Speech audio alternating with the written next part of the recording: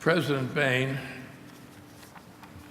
Professor Griffin, Mr. Goonan, Senator Schumer, fellow honorees, members of the great class of 2013, parents, alumni, and distinguished faculty. In his immortal poem, The Elegy of Man, Alexander Pope says, "Act well your part, there all the honor lies." It was a line that was read again, quoted often by our founders, Adams, Jefferson, all of them. And I've given a good deal of thought to it. Act well your part. In other words, you've been cast in a role in life. Do it as best you can. There all the honor lies. Not money, not fame, not power, honor. So to be honored as I am today by St. John Fisher College on such an occasion, a commencement, a beginning, which the word means, commencement, for all of you, to be honored is for me one of the great rewards of my work. Now, I read in the material that is available for prospective students and others for your college that you offer 32 academic majors, everything from anthropology and the arts to biochemistry to psychology, mathematics, digital technology, along with philosophy, religious perspectives, English, Spanish, French, history, legal studies, and yes, nursing. And when I think that you represent those 52 academic disciplines, and that most of you are coming away with much that you have learned besides, it makes me feel a little humble to stand here in front of you because you know so much more than I can imagine. And as Senator Schumer said, you have been born and raised in the digital age, which for some of us is a foreign language beyond comprehension. But what impressed me most in looking over the curriculum is that 52 courses offered at the college have writing as part of the program, and 15 are research-based writing, unquote. That's my line, research-based writing. And I have to tell you, I don't think you could have spent time on anything of more value than your writing. And it's that I'd like to talk with you about briefly this morning. We all need to know how to use the language that we are blessed with. We all need to know how to express ourselves on our feet and on paper. We have to. And those of us who can do it with skill and energy and clarity have a huge advantage in life and can contribute thereby far more than otherwise. Now, the name Harry Sinclair Drago meant nothing to me until one night at a gathering in New York of writers who specialized on the American West as their topic, whether in fiction or history. I was introduced to a man named Harry Sinclair Drago, and in advance of the introduction, I was told that he had written over 100 books, and in fact was President Eisenhower's favorite author. President Eisenhower loved pulp westerns, as they're known. And I said to him, "Mr. Drago, you've written over 100 books." He said, "Yes, I was thinking maybe I might try to write one book. I said, how do you do that? And he said, 4 pages a day. 4 pages a day. I said, every day? He said, every day. What he was saying was, you do it by doing it. You learn to do it by doing it. And it's true. Just as it is, you only learn to play the piano or to paint a portrait by doing it. You have to write and learn to rewrite. You have to know how to edit yourself. One of the hardest things of all, to edit yourself. To get rid of the excess lumber that's in there. To cut back on the verbiage. To use a small word if you can replace a big word. Don't call it an edifice, call it a building. Learn to listen to what you've written. Have someone read it aloud to you, or read it aloud yourself. Write for the ear as well as the eye. And know what you're talking about. Do the homework. It's true in everyday life. Know what you're talking about. How often we see people on television blabbering away and they don't know what they're talking about. Don't let that virus catch you. And try, please, to get rid of that awful infection that's invaded the language of like you know. I mean, look, actually, dude. Look, see? Okay? Get rid of all that. And try as best you can to start what you're writing, whether it's a letter or a proposal or a report or a novel or a history. Try to begin knowing where you're going. Most every beginning of the proposals I've read, the business proposals, the reports, the references of why I am appropriate for this job, you could just get rid of the first paragraph and then finally they get started. Try to learn not to sit and tap your foot if the point is to dance. Get up and dance. And remember, we all have too little time.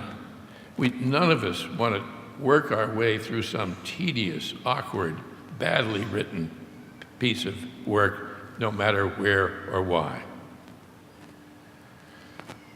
I have to emphasize, too, that if you want to write well, read. Read all the time. Read up. Read something a little more difficult than you think you can handle. Read the classics. Read everything. Read. Read history. I'm working now on a book about the Wright brothers, Wilbur and Orville Wright. One of the most interesting subjects I've ever undertaken, because they are so interesting as human beings. They grew up in a tiny little house on a very modest street in Dayton, Ohio. It was a house with no plumbing, no running water, no electric light. It was cramped, and they were living on a very modest income in a very simple way. But it was a house full of books, because Bishop Wright, the minister, father of the boys, insisted that they read all the time and that they read all kinds of things. In that one little house, for example, were the works of Dickens, Hawthorne, Sir Walter Scott, the poems of Virgil, Plutarch's Lives, Milton's Paradise Lost, Gibbon's Decline and Fall of the Roman Empire, Darwin's Descent of Man, the writings of Robert Ingersoll, and a 4-volume history of France, just to name a few. And what these young men that had no more than a high school education, and they not only read all their lives, but they wrote superbly. Wilbur Wright's descriptions of what he was trying to do, his explanation to people who didn't understand aeronautical engineering, are as clear and is timeless and they're classics. A man who ostensibly had no real education. They never stopped learning, and people were astounded to find how much they knew about art and philosophy and music and history. The idea that they were just a couple of clever mechanics from Dayton, Ohio, who, because of they were good hometown boys, were able to come up with a solution to a problem that had baffled mankind for centuries, is a myth and unfair to them. They kept growing because they kept reading. If your experience is anything like mine has been, the best books you've ever read are still ahead for you. The best writing you've ever done is still ahead for you. The closest friends you've ever made are still ahead for you. This is a beginning time, and that's why it's such a cause to celebrate. When you get out into whatever you do next, somewhere someone's going to say, well, welcome to the real world, or how do you like the real world? Keep in mind that what you've been through here at St. John Fisher is also the real world. Among other things you've been dealing with these 4 years are ideas. And our ideas are part of life, a big part of life, and let it ever be so. And that's the real world. Now, part of what one's supposed to do in this role that I'm cast in this morning is to offer some advice. And it's along with the urge that you keep reading, read all the time, I would say to be cautious about first impressions. They're often quite mistaken. And learn to ask questions. Cultivate curiosity. Ask questions when talking with people. It's amazing what you can learn that way, asking questions. And it's amazing what some people that you think may not know much about anything actually do know, and it's delightful and surprising. Keep a diary.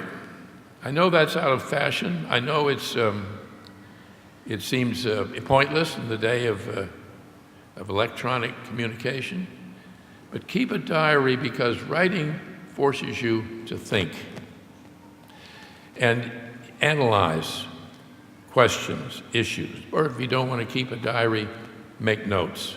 Write out your thoughts.